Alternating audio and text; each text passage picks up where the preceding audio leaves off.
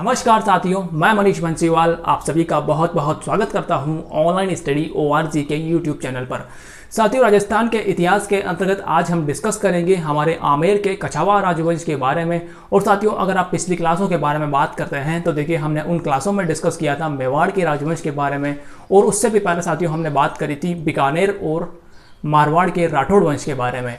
साथियों, अगर आपने वह क्लासें वह जानकारियां नहीं प्राप्त करी हैं, उन वंशों को नहीं जाना है, तो मैं साथियों मैं आपको उनका लिंक डिस्क्रिप्शन में दे दूंगा, आप उन्हें अवश्य वहां से देख सकते हैं।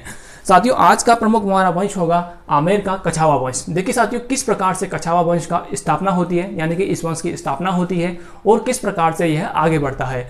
साथियों, वो सारी जानकारियां मैं आपको पूरे विस्तृत तौर पर इस क्लास के माध्यम से उपलब्ध करवाने की कोशिश करूंगा। तो साथियों प्लीज जुड़े रहिएगा साथ में और बने रहिएगा, और अगर साथियों चैनल पर नए हैं तो प्लीज चैनल को सब्सक्राइब कीजिए। साथियों देखिए, मैं आप सभी कहना चाहूंगा कि अगर आप राजस्थान रीट भर्ती, राजस्थान पटवारी भर्ती और राजस्थान पुलिस भर्ती, इन तीनों चारों एग्जाम्स में से किसी भी एग्जाम्स की तैयारी कर रहे हैं तो प्लीज साथियों हमारे साथ में जुड़ जाइए, क्योंकि साथियों जिस प्रकार से मैंने यहाँ पर कंटेंट आपके लिए तैयार किया है वह बहुत ही यूजफुल है, बहुत ही उपयोगी है।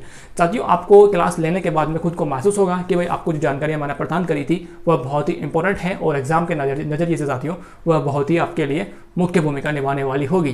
तो साथियों शुरुआत करते हैं आज की इस क्लास की। देखिए, मैंने सबसे पहले हेडिंग लगा रखी है आमेर का कछावा वंश। साथियों, हमारा प्रमुख वंश होगा आज का आमेर का कछावा वंश।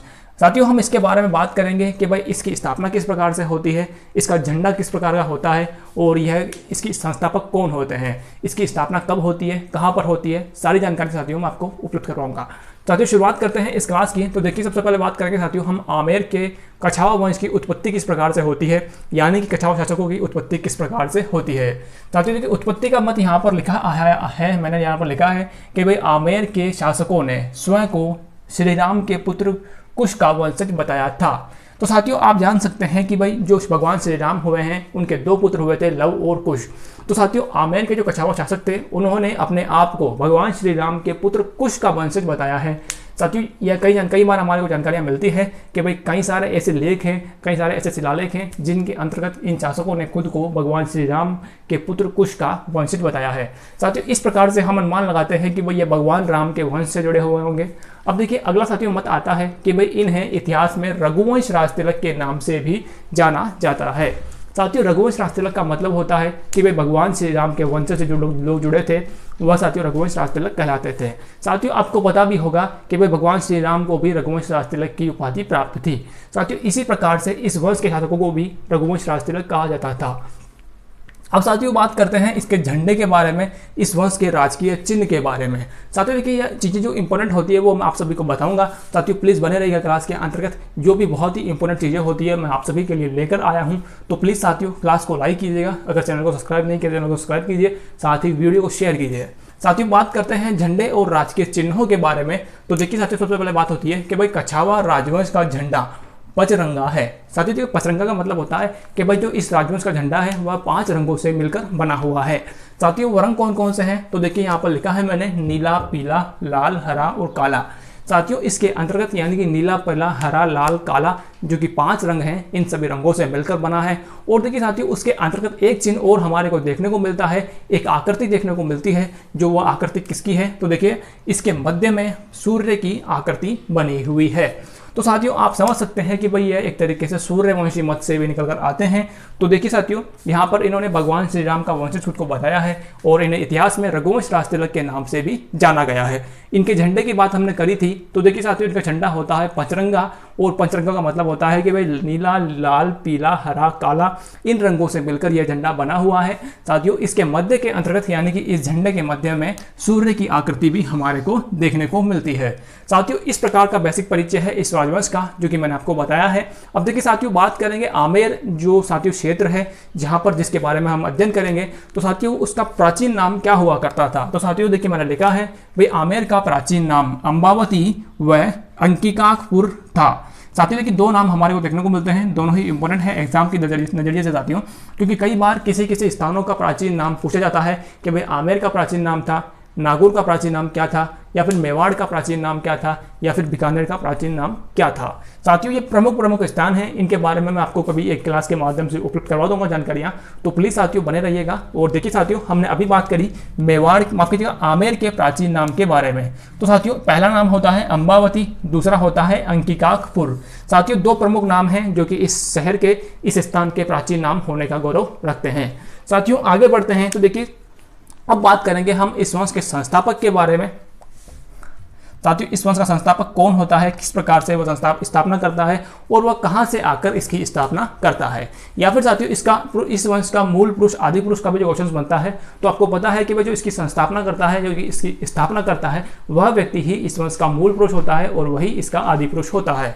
साथियों दूल्हा राय एक नामक एक व्यक्ति था। इसको दूल्हा राय क्यों कहा गया है, तो साथियों देखिए दूल्हा राय कहने का मतलब है कि यह बहुत ही सुंदर था और यह साथियों बहुत ही बेहतर एक तरीके से सुंदर लगता था, दूल्हे के समान यह सुंदर था। साथियों इसीलिए इसे दूल्हा राय की उपाधि प्राप्त थी, या फिर इसका नाम दूल्हा राय रखा गया। साथियों देखिए इसका वैसे तो मूल नाम क्या था, तो इसका मूल नाम था तेजकर्ण, परंतु इसे इतिहास के अंतर्गत दूल्हा राय के नाम से ही जाना जाता है। तो आप इसे नोट कीजिएगा कि भाई इस वंश का संस्थापक कौन है या फिर स्थापनाकर्ता कौन है, स्थापनाकर्ता कौन है। तो साथियों स्थापनाकर्ता या फिर संस्थापक हैं दूल्हा राय, जिसका नाम है तेजकर्ण।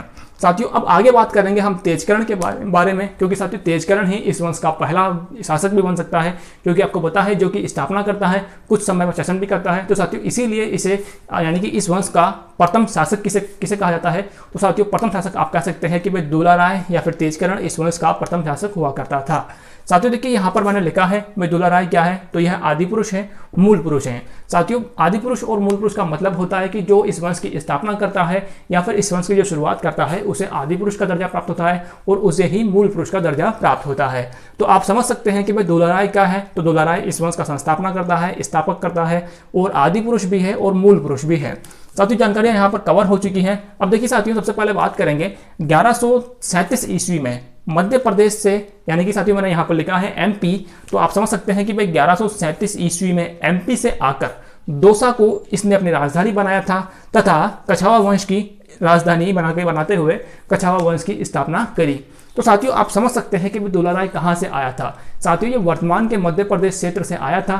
साथियों देखिए तत्काल में मध्य प्रदेश नहीं था, यह उस क्षेत्र से आया था। साथियों आप कह सकते हैं कि भाई ये मालवा क्षेत्रों से आया होगा।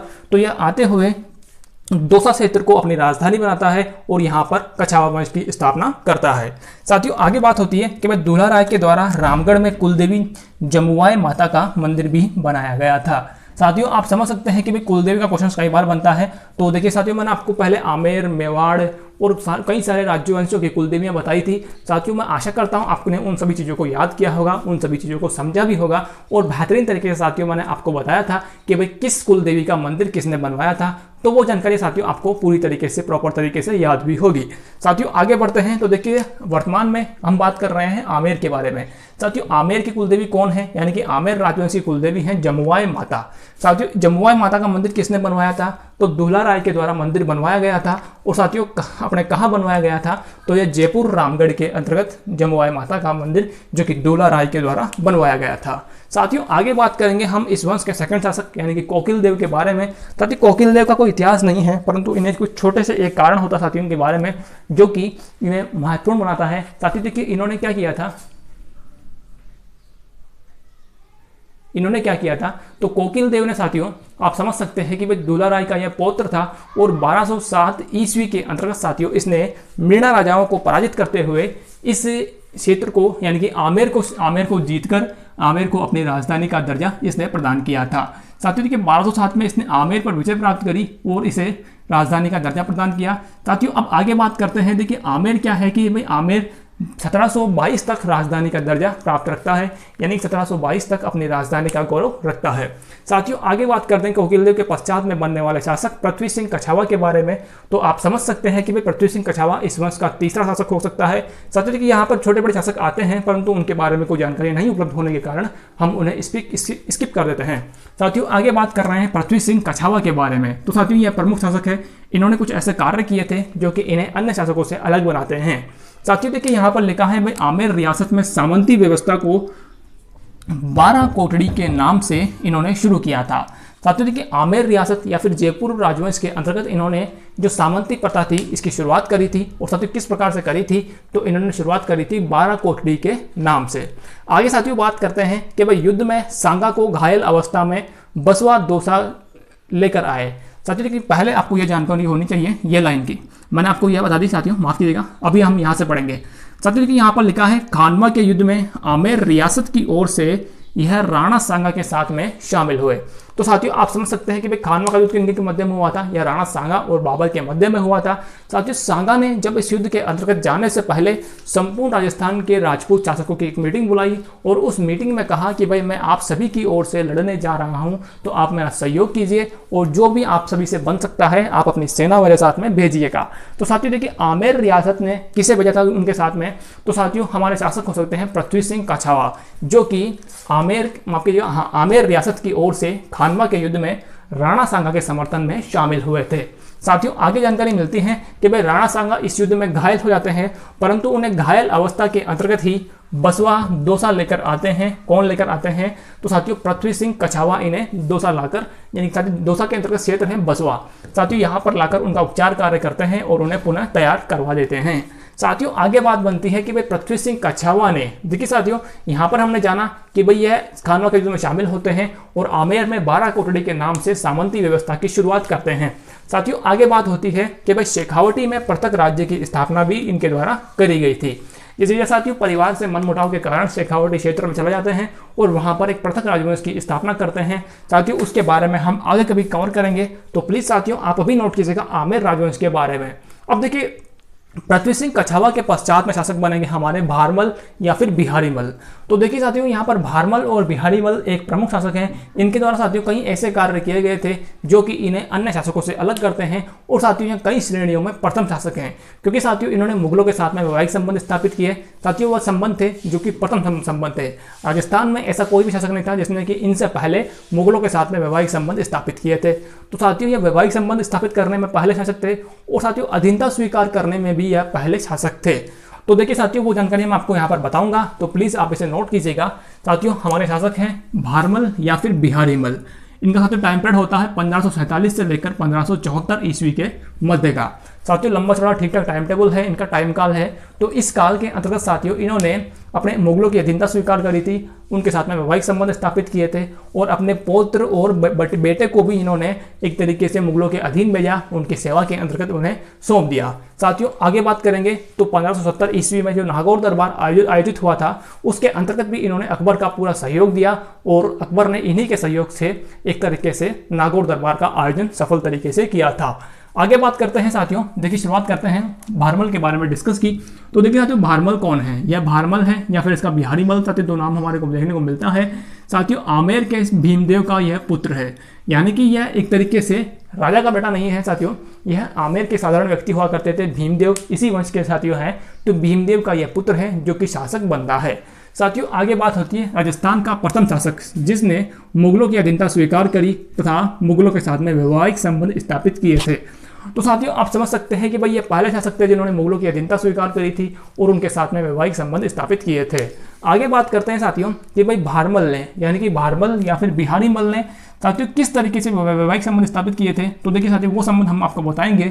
तो भाई भारमल ने अपनी पुत्री हरकाबाई उर्फ मानमती का विवाह अकबर के साथ संपन्न किया था।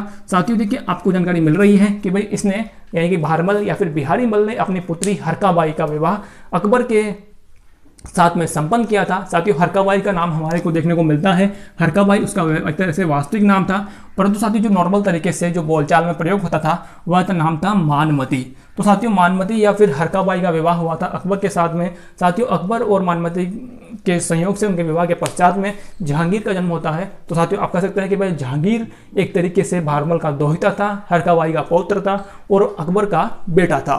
तो साथियों आप समझ सकते हैं कि भाई आगे जानकारियां हम यहाँ पर बना चुके हैं कि भाई किस प्रकार से इसने वैवाहिक संबंध स्थापित किए थे, जो कि राजस्थान में पहला साथियों विवाह होता है मुगल और राजपूत श्रेणी के अंतर्गत।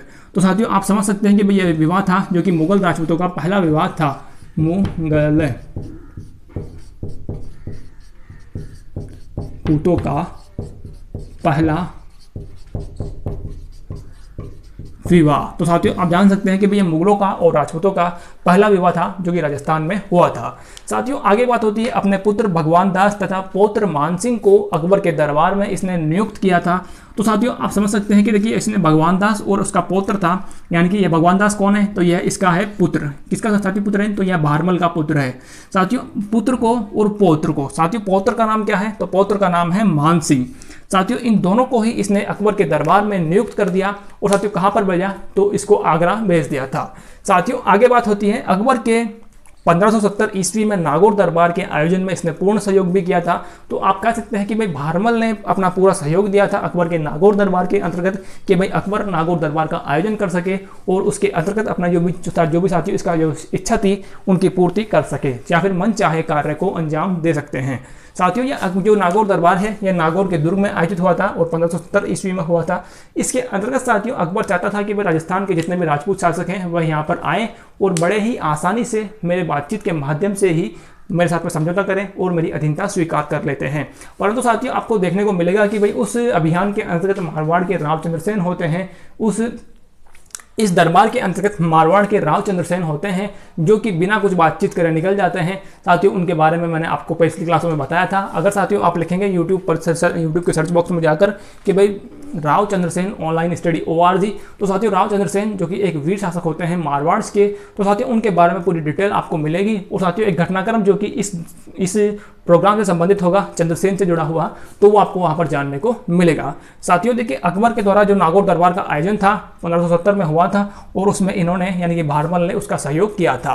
साथियों आगे बात करते हैं, देखिए अकबर ने भारमल को राजा और आमिर उल अमरा साथियों 2 उपाधियां प्रदान करी थी। पहली उपाधि थी राजा की, साथियों दूसरी उपाधि होती है आमिर उल अमरा की उपाधि प्रदान करी थी अकबर ने भारमल को। तो साथियों आप समझ सकते हैं कि भाई भारमल ने क्या क्या किया था, अपनी बेटी का विवाह किया था अकबर के साथ में, और साथियों जिसका जन्म होता है यानी कि जहांगीर का जन्म होता है उनकी बेटी की कोख से। साथियों आगे बात हुई थी तो भगवान दास और मान सिंह जो कि इनके पुत्र थे और पौत्र था उसको अकबर की सेवा में भेजा था। 1570 में नागौर दरबार में इसने यानी कि भारमल ने या फिर बिहारी मल ने अकबर का पूरा सहयोग किया था।